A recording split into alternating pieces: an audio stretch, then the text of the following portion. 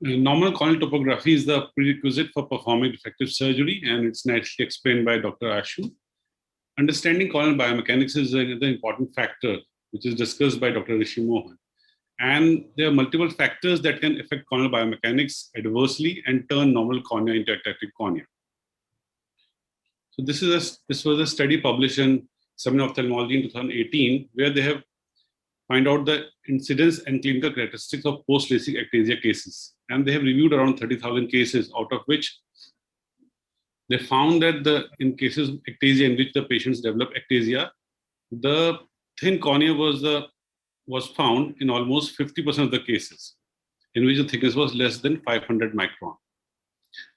Another important factor was anterior topographic map irregularity, that is asymmetric bow tie, in around 40% of the cases. The next risk factor was the ectasia risk factor score of more than 3 was present in 40% of the cases. Next is percent tissue thickness ablation, which was seen in 20% of the cases, in which PTA was more than 40%. Other important factors that they have found is low residual stromal bed of less than 300 micron in 30% of the cases. So these were some of the risk factors.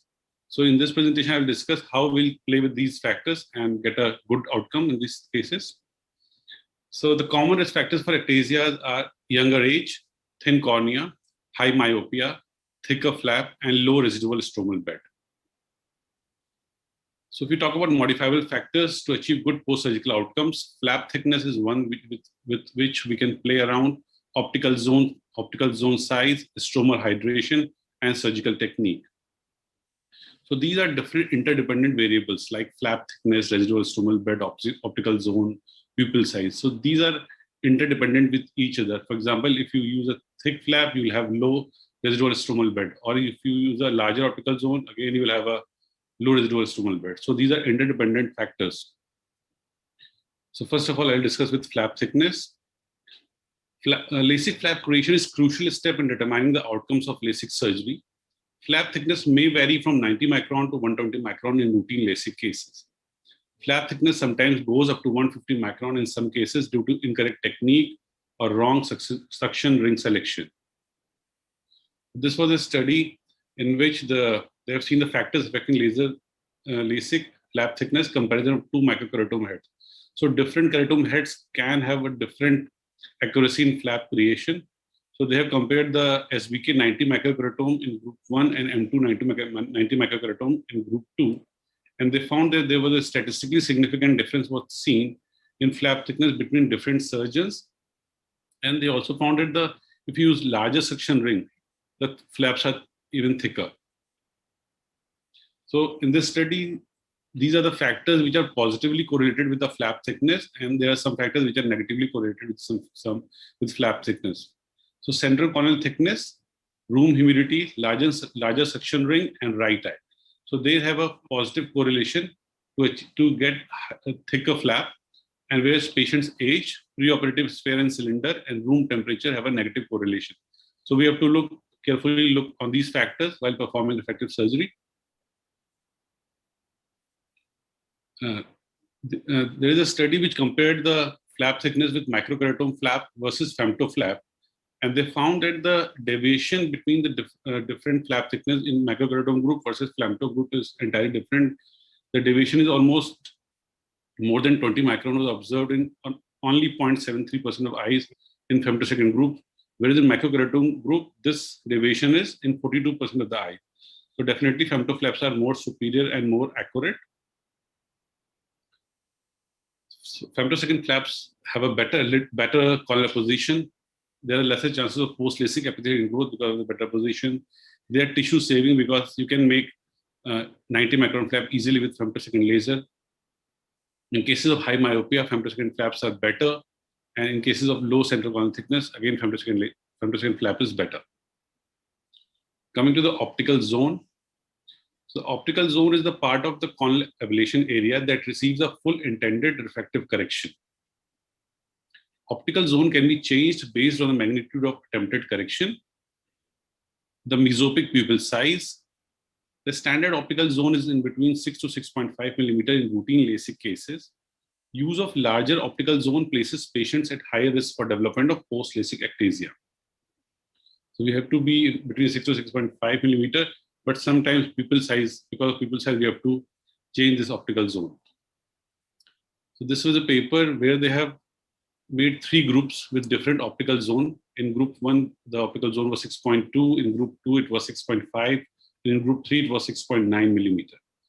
And in the results, they have found that the larger optical zone, the patients have a lesser higher order aberrations.